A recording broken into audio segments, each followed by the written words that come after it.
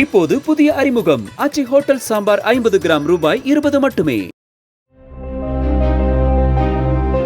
பெற்ற மகளுக்கு பாலியல் தொல்லை கொடுத்த புகாரில் தந்தைக்கு விதிக்கப்பட்ட 5 ஆண்டுகள் சிறை தண்டனையை ரத்து செய்து உத்தரவிட்டுள்ள சென்னை உயர்நீதிமன்றம், குடும்ப பிரச்சனையில் தந்தைக்கு எதிராக போலி சாட்சியம் அளிக்குமாறு குழந்தையை தாயே தூண்டியது துரதிருஷ்டவசமானது என தெரிவித்துள்ளது.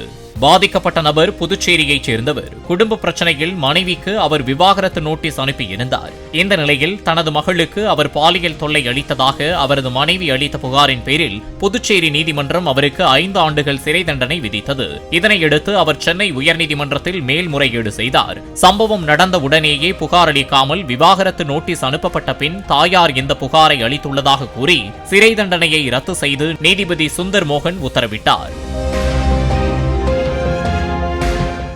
இப்போது புதிய அறிமுகம் ஆச்சி ஹோட்டல் சாம்பார் 50 கிராம் ரூபாய் 20 மட்டுமே. பிளே ஸ்டோர் மற்றும் ஆப் ஸ்டோரில் இருந்து பாலிமர் செயலியை QR கோடு மூலம் பதிவிறக்கம் செய்யுங்கள்.